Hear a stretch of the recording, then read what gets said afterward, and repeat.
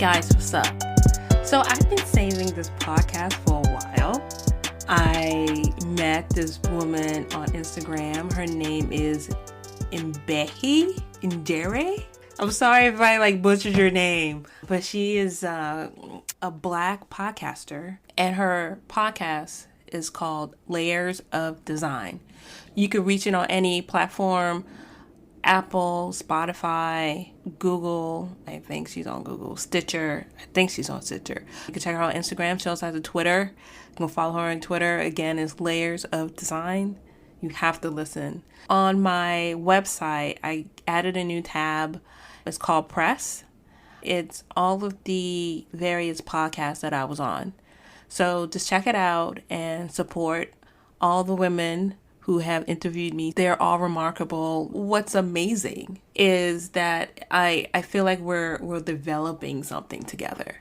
We all share, we all like and listen and follow each other. And I want to keep that momentum going. So if you're a podcaster and you think it's you want to connect or talk, then hit me up on IG or Twitter. Arch is Polly is the name, and I love to connect. Let's see, what else is going on? I think that's it. I think I'm going to keep this short and sweet. This episode is 30 minutes, a quick listen. And it's just two girlfriends. And the topic we were mainly focused on, besides a little bit of podcasting, was African versus African American. I shouldn't say versus, but differences between us. And I had a whole bunch of questions for her, and we just started a dialogue. She's from Lagos, Nigeria, and she came up here. You're gonna listen to it, but it feels like there's two girlfriends just talking and just learning about each other and what each of us can share. So I hope you enjoy it. Well, my name is Ebehi Ijewere, originally from... Wait. You said that super fast. You have to, for us Americans who are not used to African names, you need to slow that down a little bit. I always say my name really fast, and people always tell me to, go back. But, okay. My name is Ebehi Ijewere. I'm originally from Lagos, Nigeria. I moved to Miami for school to study architecture. And after graduating with my master's in 2016, it was really challenging being an international student and looking for a job, and just going through the motions of being a college grad and just trying to figure out what was going on. So I would look online all the time to find similar experiences or people that have been through the same thing, just to kind of lean on their stories and just know it's going to be okay. But I never really found stories that were like mine per se. So that bothered me a lot. And I started thinking of starting a podcast, getting my experiences out there, my voices out there. But I never actually acted on it till 2019, which was last year, January. And my husband pushed me in a closet and was like, "You're going to record your first episode today." And that's it. And he was like, "You're going, no matter how long it takes, but we're going to record the first episode until we get it right." So I was like, okay, I guess I'm doing it. And I remember it took so many takes. I think I did 10 takes because I was like, my voice sounds so weird. I don't know what I'm doing. But that's how Layers of Design was born. And I realized that I really enjoyed talking to other people about their design experiences, because everyone has a different story. Everybody has a different experience, and we all see life differently. So yeah, I started bringing guests on, and I really enjoy talking to designers and creatives. Yeah. Okay, so what got you into architecture? Why are you passionate about architecture or design? In light of the current climate we are in, I thought that architecture can save the world. I thought that architecture would make bad places better. So I grew up in the projects, and I thought that if it was just designed better, then people would not live this way. Mm-hmm. So luckily, living in Chocolate City, I was exposed to Black architects. I was the majority growing up until I hit college. The concept of what I had in my mind with architecture is completely different from reality. And so why am I still here? I think it's because the foundation was laid for me. So Wow. if I hadn't had that experience of working in a Black architecture firm, of having plethora of Black and brown mentors, I would have left this profession a long time ago. And they really built a solid foundation for me. I never thought that there were people out there, Black and brown folks, who have never seen an architect of their color, never seen an architect of their gender, never seen a Black architect at all in their life. Never had a Black architect professor, never had a Black teacher, and that's just in general. So I was blown away by that too. And that's another reason why I'm still here. Like, somebody told me I was a mentor. Oh. I was like, really, me? That's why I'm here. Oh wow. I think that question is very important, honestly. Like, why am I still here why are we torturing ourselves still?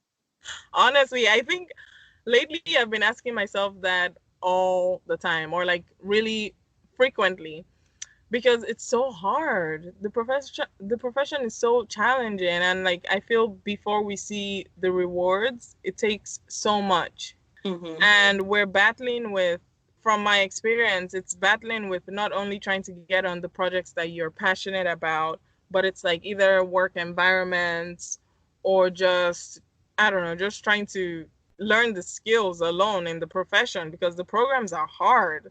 Mm-hmm.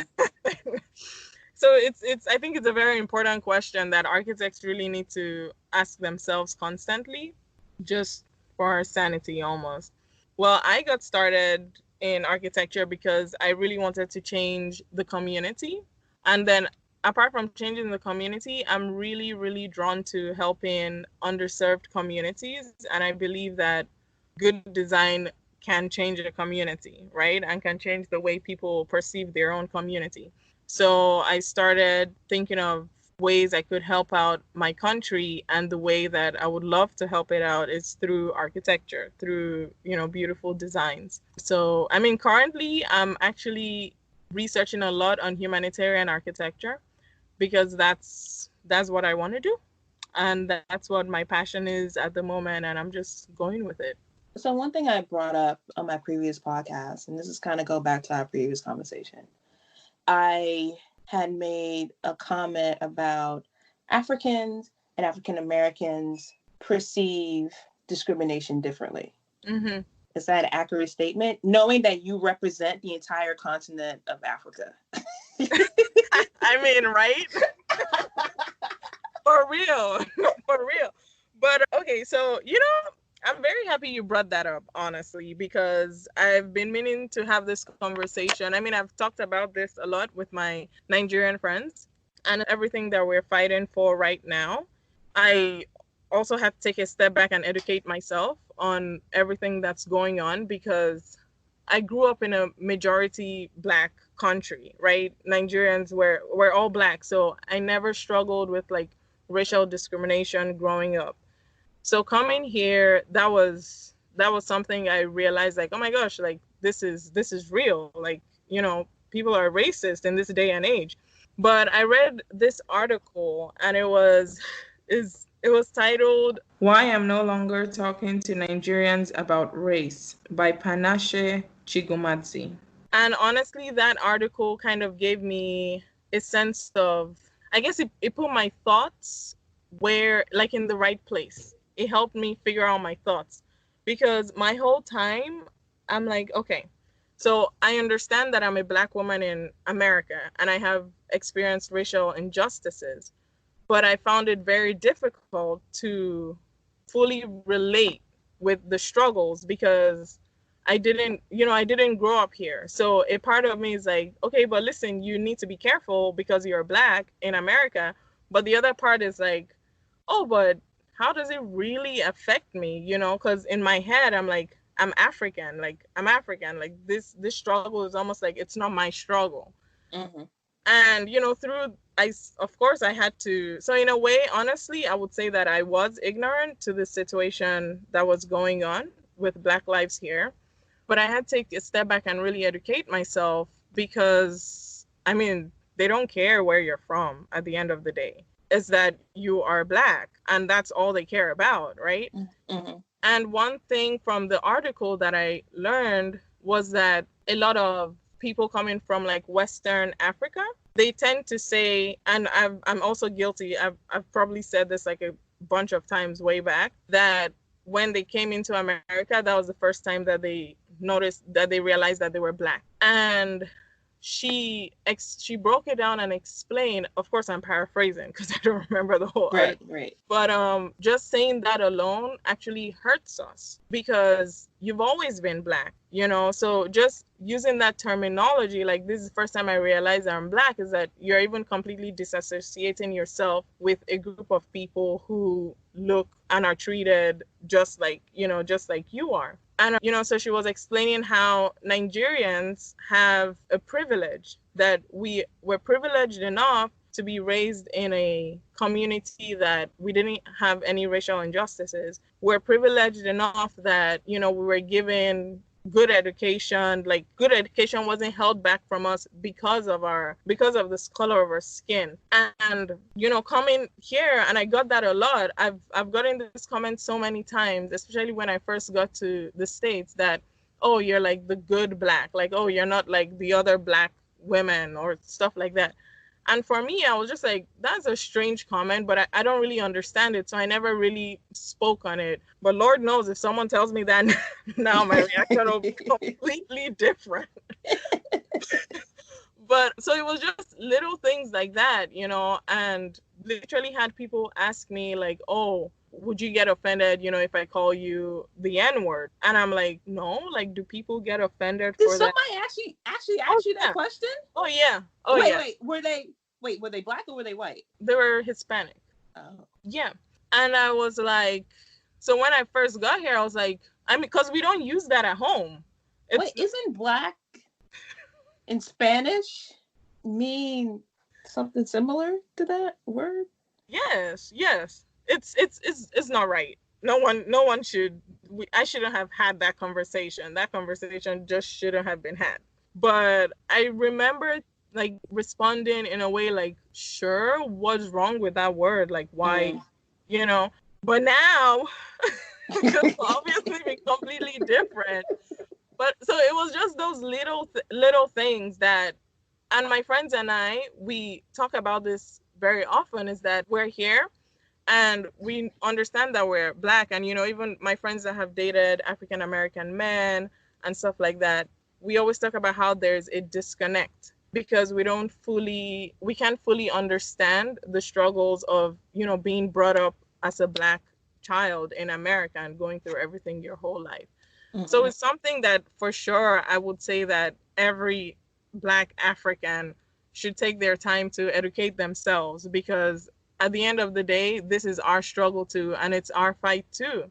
And another thing that she pointed in the article was that just because you don't understand a situation doesn't mean that you can't have any empathy for that situation, So she was like, just by us not educating ourselves and just being aware and standing up for Black Americans, that's us making it okay for these things to happen. So yeah, it's actually quite complex, because it's like a weird feeling that I've been away from home for so long. So sometimes I feel like I don't really almost like belong at home, just because, things are different. But then I'm here and I feel like I don't belong here because this isn't home. But it's just something that I've been educating myself about, and I'm able to really understand and empathize with Black Americans. So because I would think that African countries, mm-hmm. especially on the Western side, would feel the pain of colonialism, like when did Nigeria become independent from Britain? Like that type of thing, you know? Yeah, that's a question I'm even still trying to unpack myself. So Nigerians, we really welcome the Western culture, right? Which it's all great, it's all dandy, and we don't feel, or we're not taught that oppression. Like I don't remember or recall a history class where they taught me about that oppression. So they taught us, oh yeah, we were freed at this time, from the British, but then that's it. We move on to other subjects. Our education system is really heavily focused on getting into the best schools abroad in the Western countries. So we're brought up with, okay, you understand your culture, you understand where you're from, but at the same time, you need to strive to get into schools that are in Western countries because then you're more respected like that. So I think it's a lack of education, honestly. And I think our government is failing us in that aspect because we're not taught like the full history. So a lot of kids grow up not knowing what happened. So they can't associate with that. They can't relate with that. So I think it's a big problem because then they send us off to Europe or to the States and we're like, okay, what are we supposed to do with all of this? That's interesting though, because relating back to architecture, right?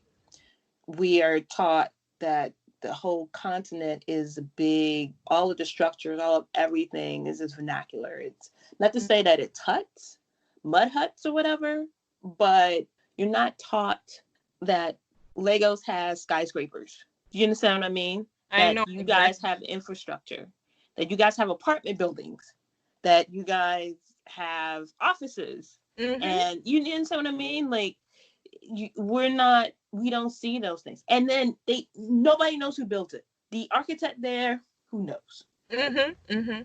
So it's interesting for you to say that, because I think of that too. You mentioned earlier about you coming here to get an education, and then hopefully one day you go back home and you be this great architect.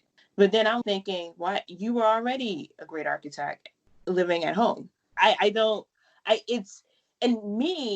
We were never taught anything. I started to get upset when I see articles that just say Africa in it. Yeah. Africa has 50 plus countries with different everything, different dialect, different languages. Can you just tell me the country? I am not that ignorant. Yeah, I know what you mean. Sudan and Niger are two completely different countries. Kenya to South Africa, two completely different countries. Just say the name. Honestly, I think that's just a way of them putting us down because I don't think the Western world has fully accepted the fact that Africans, we think for ourselves, that we're strong, that we understand what is going on. I don't think they've accepted that fact. And honestly, I would say okay, I'll speak for Nigeria, right? I think not even we as Nigerians, honestly, our government has a role to play in that because the way they carry themselves is not representative of a government that wants to sit at the same table as governments in Western countries. So the way they don't even pay attention to the citizens' rights, or they don't care for the health care of the citizens or just some basic infrastructure. They have a huge role to play in that because then other governments, they don't respect us. So then that just keeps trickling down, and then the citizens don't get respected. And I mean, it's at the end of the day, it's all media, right, that's trying to control the narrative. But Nigeria is thriving. Like Lagos is we're really thriving in Lagos, from architecture to just everything. Of course, we're not where we could be, but the government has a huge role to play in that as well, because there are so many talented citizens. There are so many people that have sacrificed everything to go abroad to study because the education system at home is not the best. And then they go back home and they try to implement what they've studied, but then it becomes so hard because the government gets in on it, because they're like, oh, so you guys want to improve the country? Like, that means you have to go through so many hoops. And then that becomes a problem because these citizens some citizens, it's harder for them to really flourish, like with their business or different things that they're trying to do. But yeah, we're not recognized enough. No, you're right. You're not. You're really not. And another thing that really bothers me in architecture, like faith-based organizations, they're, you want to go to Africa to build a school or to build a church or to dig a well. It's kind of like this white savior almost, Yes, that bothers me a lot too. And like in the conversation that we're having before, where I was telling you how, I really wanted to get into one of these organizations to participate and build a school in Nigeria or in Kenya. And all these organizations are overpopulated with white people. Now, I'm not saying that's terrible. Like, of course, white people are welcome to help out too. But then it made me start questioning what happened to all the Black people. So you're telling me that you couldn't find any Black person that was interested in going to Africa to help out. You know what I mean? So that really makes me upset, and I'm going to do something about it. Like, I'm planning on doing something about it, even if it's creating my own organization that, starts going over there to help. Because through my whole research, I came across this article where this African-American lady, she had gone to, I think it was Kenya or Tanzania, to help out. And all of the kids were surprised to see that she was with the white people because they hadn't seen any Black person before. It was only white people that had come to their area to help. And I was really hurt because I was like, these young Black children are growing up with the mentality that white people are better because white people are the only ones that are coming to give them good schools, to give them all of this. And by the time they grow up with that mentality, imagine if one of them gets a scholarship. Their mentality is completely different, because once they get a scholarship to go to school, they don't have role models. Imagine how their image and the idea of the world is. They're not looking up to Black people at that point. They're looking up to white people. And I feel like it needs to be changed. It needs to be fixed. I don't know how, but I'm going to do something about it. I'm not saying, like you said, like, I'm not saying that white people are bad or white people are, that they aren't open to a more diverse network. It's just, I just want them to understand the impression that they are giving to the Africans and African American communities. I mean, it's this white savior view. Not so much intentionally, but in the eyes of people like me, you're right. We tend to not look upon ourselves, images of ourselves, as helping ourselves or having others help us that look like us. Yeah. But that's because that's all we've seen, honestly. Like, that's what a lot of kids see. That's what a lot of people see. Yeah. But this conversation and how we are, we will definitely change this. Yeah, for sure. Do you have any long-term goals for your podcast? Or how about, like, anybody that you really want to interview? Like a celebrity or something? Oh my gosh. I have a list of people that I would love to interview. I already reached out to them, so I'm praying they reach back out. But so I feel like layers of design. So okay. It started as a podcast, but we're growing into more because I have a bunch of passions that I really want to use layers of design to explore. And one of them, like I had mentioned, is humanitarian architecture. So I'm really into humanitarian architecture for change. And some of the people that I really want to interview is, first of all, there's this from Mass Group. I don't know if you've heard of Mass Group Architecture. They are in Boston, and they design buildings for social justice. They design buildings, installations.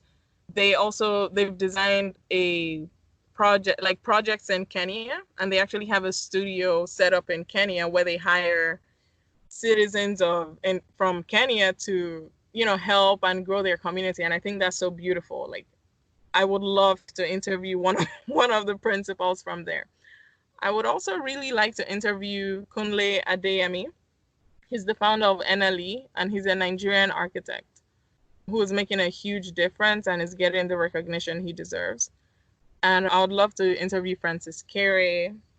I have like a bunch of people, but pretty much architects that are making a difference, especially African architects that are making a difference in the world. Those are some architects I really love to interview. That's a good list. Thank you. That is a really good list. I don't have a list like that.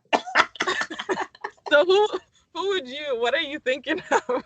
So, I want to really get into the political part. So I want to talk to some mayors. I want to talk to some congressfolk. Those are the people I want to talk to, because I feel that they're the ones that have the power to change the policy, have power to change the rules and regulations of this country. Like, I feel that architects are extremely limited to what we can do. We can design the hell out of things, but we can't prevent redlining, for example. Like it. Mm-hmm. So that type of things that I really want to, do they understand what we do? Are we on committees with them? How can we work together to solve all these problems? And I feel like my podcast is heavily architectured, and I just want to get out of that. But I know so many architects. And then when we talked earlier, it was like a comfortability. Oh, you know who I want to interview? I want to interview Lester Holt. I don't know Lester Holt. He is an NBC anchor for the nightly. Is it the nightly news? I think it's the nightly news. He's this black guy So that's the guy. I've seen him on like a couple of interviews and stuff. So I really want to talk to him. And then I was thinking, okay, so I also want to like be DC focused because I grew up in DC. So I would love to talk to like Dave Bautista. Oh, okay. Because he used to be a bouncer at this place over in Adams Morgan, and he grew up in DC. So I would love to talk to him. I hope whoever is listening just forwards this to this to Dave Bautista. I thought about Dave Chappelle, but yes, but I wouldn't know what to ask him because he's private. And anything that he says blows up, and I don't want to be that person. I don't want to. No, that's too much. That's too much. I can handle Dave Bautista. I can't handle Dave Chappelle. That's true. I mean, it'll be good PR, good press, but no, like I can't handle that. I know. I think you will skyrocket immediately. Yeah, and so that's not like my intent, right? Of course. I mean, my intent is content and education, mainly for me. Like, I'm being selfish. So it's talking to good people, meeting good people, and having good conversations, and trying to solve problems. Like, yes. That's the main thing, and change lives. That's the most important thing to me. But I can't talk to Dave Chappelle. I don't know what to say. How do you say something to a comedian? I don't know. I have, and to Dave Chappelle, I have no idea. I don't know what I would say either. So yeah, that's my list. That's my list. Is try to get out of architects and into more talking to people about architecture. I think that's a very important thing to do, because I don't think people know exactly what architects do. They don't know what we do. They just think we're overpriced. I feel like we're like, a pair of Louboutins or something to people. They're like, oh, we don't need that. Everybody needs a pair of Louis. Okay? I know, right? but when it comes to like saving money, you won't go for a pair of Louboutins. I'll go for like some flats on Amazon, right? That kind of thing. So I feel like I'm serious. I feel like we're this expensive service that everybody feels like they don't need. Like, oh, we can design this ourselves. But no, we go to school for this. This profession is hard. Yeah. Yeah. And I mean, we're problem solvers, and Yeah. we know how to bring people together. We know how to get those ideas flowing and make it better. It's just not everybody knows. Mm-hmm. So yeah, that's what I really want to do. Do you want this to be like your business? Oh yeah. Oh, I already made it my business. Okay. Yeah, I turned it into a business, and it's been a lot of work, but it's good work. It's good work. Mm-hmm. But okay, so we're going to be doing podcasts. We're going to be doing design. So we're in a bunch of design competitions right now that are focused on what we're passionate about. So it's like social housing and humanitarian architecture. And then we're also going to be hosting events. We actually had an event last year, September, which was amazing. And it was this event where we brought architects, artists, just designers in general. It was a networking event. And then we had a panelist. And we had, people share, artists and architects share their experiences and their stories. And then we talked about just different things going on in the community. And it was it was pretty cool because, this one guy stood up and he was really speaking out and talking about what he's passionate about, because the conversation became about developers and architects. Mm-hmm. And I was just sitting in my chair like, okay, I did this.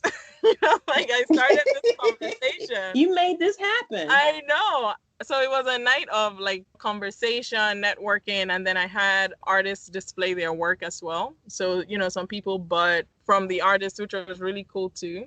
So just doing events like that bring together the design community, I really want to do that. And of course, volunteer, because I'm really passionate about volunteering in my community as well. So Layers of Design is going to be doing a lot, but I'm okay with it. Yeah,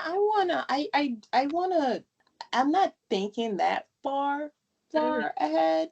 I do want to start doing some programming, and I do want to start doing like a webinar or something, or like events. That's what I want to do. I put an asterisk by that, because another part of this podcast is also I want to get into community housing, affordable housing, that type of thing. Just even if I could just write a bill or something, like something that has an effect on the built environment, not just building a building or not just creating a temporary structure like some type of sculpture or something. Yeah. Although I do want to do that too, just to get that creativeness out of me. But the whole reason why I got into architecture is so that the conditions of where I grew up, and I don't want any other child to grow up in that way. So that's the ultimate goal. Mm-hmm. I know exactly what you mean, because that's kind of the way I feel too with humanitarian architecture, and the way I'm channeling that right now, like my lost, confused. Because the thing about humanitarian architecture is that a lot of people don't do it because there's no profit in it, which it's not like I'm doing it for the profit, but I still need to eat, right? Oh yeah, I'm definitely I'm not going to be poor. I don't want to do a nonprofit. That's the thing. Oh. I'm not doing a nonprofit. This is for profit. I will pay my taxes. Mm-hmm. I want that Louis Vuitton. I mean, why can I not make money and help people at the same time? Exactly. That's my question too. Why can't I do something so good and still make money from it? And so that's really my quest, I guess, to find a way to do humanitarian architecture and still be profitable, Mm-hmm. And I've been doing a lot of research, but honestly, it's really hard. So I'm kind of in search of mentors right now to kind of just share their experiences and things like that. And doing design competitions, that's helping a lot as well, because I'm able to kind of narrow down what exactly I want to do with it and to get out my designs, just clear my brain, okay, fine, I've thought about this, let's put it down on paper and to the next one. Mm-hmm. So that's what I'm doing, but I honestly don't know where to start, because I start thinking, okay, if I do want to build a school in Nigeria, all of the logistics that go into it. Like, I need to get the funding, I need to get this, I need to get the people, and so that is where I think a mentor will be really helpful. And this is where white privilege will come in. They have the connections built in versus we have to work hard at it. Because, my parents are poor. And I'm the one that's building these connections. So I can't go and ask mom and dad or uncle or niece or whomever for these connections. Because I don't have that. Yeah. And then another thing too, you did mention something. I realized that I may have to invent something totally new, because I don't want to go to a place that I think it's awesome to come to find out they're either corrupt or they are broke. Because then it's like, I don't want to learn from you. That's my fear. So I was like, maybe the stuck part isn't that I don't have confidence in doing it, or that I lack the leap of faith. I have that. It's just I want to go about it the right way. I want to come up with a solid plan. And I'll make mistakes. I'll fall 1,000 times, but at least I'm working towards my goal. So yeah, I mean, it was great talking with you and hearing your story. Same here. Hey listeners, I have an exciting announcement. I decided to launch a membership program for the show, where you have a chance to support me and the show directly. I love creating the show, and it means the world to me that you all tune in to keep hearing me week after week. But it takes an immense amount of time and energy to produce. I want to keep the show going, and I want to invest in its growth. And I also want you to become a partner with me in this journey. That's why I'm excited to give you a chance to officially become a supporter of the show at glow.fm/archispolly, ARCHISPOLLY, or by clicking the link in the show notes. It's quick and easy. It takes less than 30 seconds and just takes clicking a link in the show notes and using Apple or Google Pay. You don't have to create any new logins, and you can contribute as much or as little as you like. If this show is part of your day or week and you like what I'm doing, then visit glow.fm/archispolly, all one word, and support me and the show in any way you can today.